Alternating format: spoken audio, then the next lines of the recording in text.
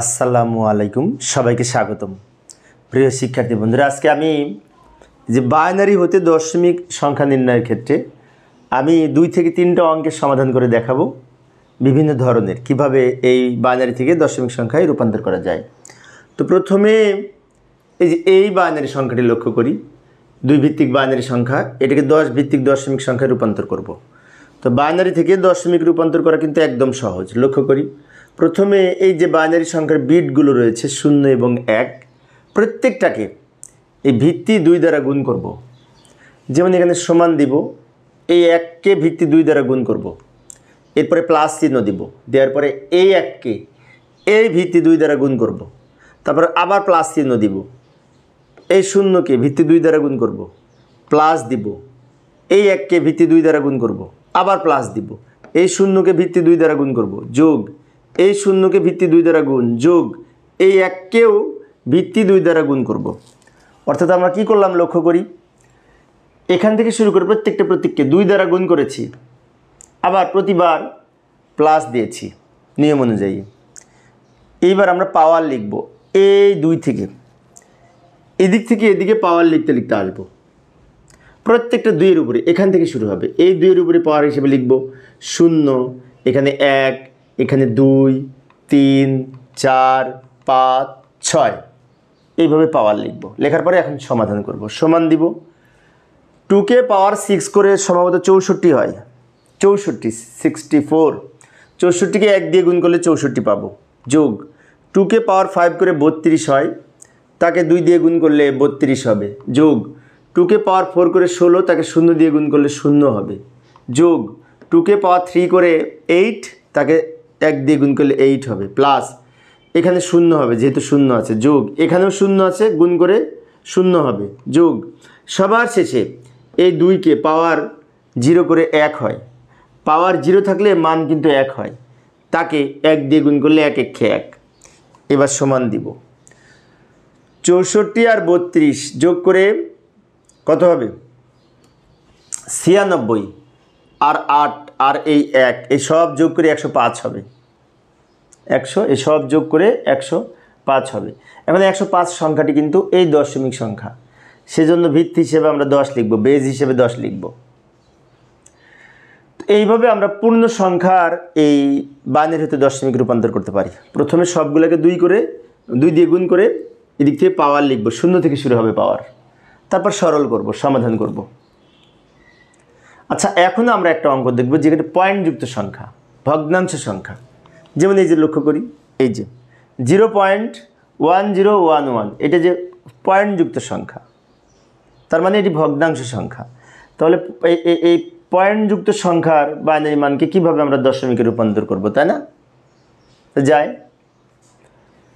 একই নিয়ম, একটু পার্থক্য আছে। পূর্বে যেমন আমরা প্রত্যেককে 2 দ্বারা গুণ করেছি, এখানেও 2 দ্বারা গুণ করব। পাওয়ার লেখার সময় একটু ব্যতিক্রম আছে। তো লক্ষ্য করি, এই যে বাম দিক থেকে পয়েন্টের পরে যে 1 আছে সমান দিব, এই 1 থেকে শুরু করব, বামে 0 না লিখলেও হবে, সমস্যা নেই। এই 1কে ভিত্তি 2 দ্বারা গুণ করব, তারপরে প্লাস দিব, এই 0কে ভিত্তি 2 দ্বারা গুণ করব, আবার প্লাস দিব, এই 1কে ভিত্তি 2 দ্বারা গুণ করব, প্লাস এই 1কেও ভিত্তি 2 দ্বারা গুণ করলাম। এখন অনেক শিক্ষার্থীর মনে হতে পারে, তো আগের মতোই তো করলাম, তো পয়েন্ট থাকার জন্য কোনো পার্থক্য হবে না? হ্যাঁ, পার্থক্য হবে। এইবার হবে পার্থক্য। কি পার্থক্য হবে? আমরা যখন পূর্ণ সংখ্যার বাইনারি হতে দশমিকে রূপান্তর করেছি কিছুক্ষণ আগে, তখন কিন্তু এদিক থেকে পাওয়ার লিখেছিলাম, মনে আছে? বাট এখন পয়েন্টযুক্ত সংখ্যা, ভগ্নাংশ সংখ্যার পাওয়ার হবে এদিক থেকে, এবং এই প্রত্যেকটা 2 এর উপরে, এই 2 এর উপরে, এই 2 এর উপরে, এই 2 এর উপরে, এদিক থেকে যাবে এবং -1 দিয়ে শুরু হবে। যেমন লক্ষ্য করি, এই যে এই 2 এর উপরে পাওয়ার হিসেবে -1, -2, -3, -4। এবার আমরা সরল করব, 2কে পাওয়ার 1 করে, 2কে -1 পাওয়ার করে সম্ভবত 0.5 না কত হবে যেন, আমরা ক্যালকুলেটর ব্যবহার করব। 2কে -1 পাওয়ার করে 1 দিয়ে গুণ করলে 0.5 হবে, যোগ এই 2কে -2 পাওয়ার করে 0 দিয়ে গুণ করলে 0 হবে, যোগ 2কে -3 পাওয়ার করে 1 দিয়ে গুণ করলে এই সংখ্যাটি হবে 0.125, যোগ 2কে -4 পাওয়ার করে এইটা দিয়ে গুণ করলে এই 0.625 হবে, 0.625 এইটা হবে। অর্থাৎ আমরা কি করলাম, মাইনাস পাওয়ার করে এখানে ক্যালকুলেটরে মাইনাস পাওয়ার করে যেটা হয় এটা দিয়ে গুণ করে এটা পেয়েছি, মাইনাস পাওয়ার করে এটা দিয়ে গুণ করে এটা পেয়েছি, মাইনাস পাওয়ার করে এটা দিয়ে গুণ করে এটা পেয়েছি, মাইনাস পাওয়ার করে এটা দিয়ে গুণ করে এটা পেয়েছি। পাওয়ার তো আমরা করতে পারি, তাই না? এখন সব যোগ করলে এই সংখ্যাটি পাবো, এই 0.6875। ভিত্তি হবে 10, কারণ এটা হচ্ছে 10 ভিত্তিক দশমিক সংখ্যা। এইভাবে আমরা এই পয়েন্টযুক্ত সংখ্যাকে বাইনারি হতে দশমিকে রূপান্তর করতে পারি। এখন এইবার আমরা একটা সংখ্যা দেখব যেখানে পূর্ণ সংখ্যা আছে, ভগ্নাংশ সংখ্যা আছে একসাথে। তো যাই দেখার চেষ্টা করি। এই যে এই সংখ্যাটা 101.11, এই সংখ্যাটার পয়েন্টের বাম দিকে 3টা প্রতীক আছে, 3টা বিট, আর পয়েন্টের ডান দিকে 2টা। তাহলে এখানে পূর্ণ সংখ্যাও আছে, পয়েন্টযুক্ত সংখ্যাও আছে। এটা কিভাবে করব, তাই না? যাই এই সংখ্যাটির আমরা সমাধানের চেষ্টা করি। এই যে তো এখানেও আমরা ঠিক পূর্বের মতো প্রত্যেকটা প্রতীককে 2 দ্বারা গুণ করব, কিন্তু আমরা একটু চিহ্নিত করে রাখবো। কি চিহ্নিত করে রাখবো? যে এই পয়েন্টের আগেরটুকু আলাদা রাখবো, এইটুকু আলাদা রাখবো। যেমন এইখানে এই 1কে 2 দ্বারা গুণ করলাম, যোগ, এই 0কে 2 দ্বারা গুণ করব, যোগ, এই 1কেও 2 দ্বারা গুণ করব, এই 1কে, তারপর আমরা ব্র্যাকেট দিয়ে রাখবো। আমি আবার বলছি, লক্ষ্য করি, এই 1কে ভিত্তি 2 দ্বারা গুণ করেছি, এই 0কে ভিত্তি 2 দ্বারা গুণ করেছি, এই 1কেও ভিত্তি 2 দ্বারা গুণ করেছি, মাঝখানে প্লাস দিয়েছি। এবার পয়েন্টের আগের অংশটুকু আলাদা করে বোঝার জন্য ব্র্যাকেট দিয়ে রাখলাম, যাতে বুঝতে পারি যে এই অংশটুকু পয়েন্টের পূর্বের অংশ। এরপরে পয়েন্ট যেখানে আছে সেখানে প্লাস দিব।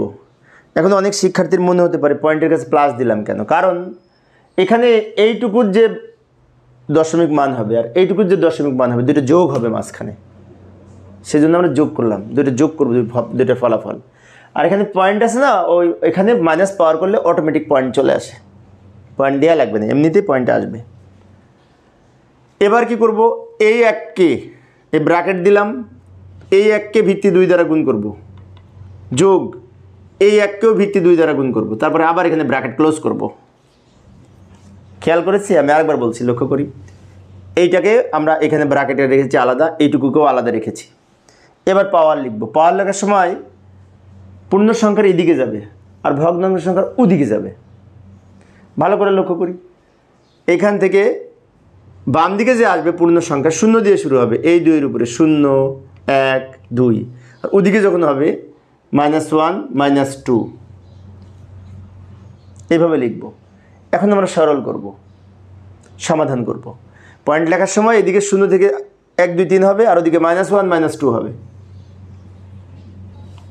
এবার এটাকে পাওয়ার 2 করে 4 পাবো, 4কে 2 দিয়ে গুণ করলে 1 দিয়ে গুণ করলে 4 হবে, প্লাস এটাকে পাওয়ার করে 0 দিয়ে গুণ করলে 0 হবে, যোগ, এটাকে পাওয়ার করে 1, তাকে 1 দিয়ে গুণ করলে 1 হবে, যোগ, এটাকে -1 পাওয়ার করে 0.5 হয়, 0.5কে 1 দিয়ে গুণ করলে 0.5, যোগ, এটাকে -2 পাওয়ার করলে 0.25 হবে, 0.25, তাকে 1 দিয়ে গুণ করলে 0.25 হবে। এখন সব যোগ করব, 4 আর 1 যোগ করে 5.75 হবে। অর্থাৎ এই সবগুলো যোগ করে আমরা লিখলাম। এইভাবে আমরা এই পূর্ণ সংখ্যার ভগ্নাংশ সংখ্যা যদি একসাথে থাকে তাহলে সমাধান করতে পারি। এখন তোমরা হয়তো পারবে, নাকি আর একটা দেখাবো? তো আমি আর একটা অঙ্ক দেখাচ্ছি। এই অঙ্কটা, এটার দশমিক মান নির্ণয় করব। এইখানে আমি এটা মুছে দিলাম, নিচেরটা উপরেটা রাখছি। আরেকটা সংখ্যা দেখাচ্ছি। এটা বড় সংখ্যা, পয়েন্টের পরে এখানে 5টা আর এখানে 4টা বিট, তো পাশাপাশি করলেও হবে। এখন পাশাপাশি হয়তো ধরবে না, সেজন্য আমি একটা কাজ করে দিতে পারি, এইটুকু আলাদা করতে পারি। যেমন একটু দ্রুত দেখাবো সময় সেভ করার জন্য, এইটুকুর মান আগে দশমিক করব, প্রত্যেকটাকে 2 দ্বারা গুণ করব, 1কে 2 দ্বারা গুণ করব, যোগ, এবারে দ্রুত বলবো সময় সেভ করার জন্য, এই 1কে 2 দ্বারা গুণ করব, যোগ, এই 1কে 2 দ্বারা গুণ করব, যোগ, এই 0কে 2 দ্বারা গুণ করব, যোগ, এই 1কেও 2 দ্বারা গুণ করব, মানে এইটুকু, এই পয়েন্টের আগেরটুকু আমি এখানে প্রত্যেকটাকে গুণ করেছি। পাশে ধরবে না, তাহলে কি করব, এখন আমি এটা পরে করব, এটা আগে করে নিই তাও হবে। এটুকু সমাধান আগে করে নিব, তারপরে এইটুকু সমাধান, শেষে দুইটা মিলে অ্যান্সার লিখব।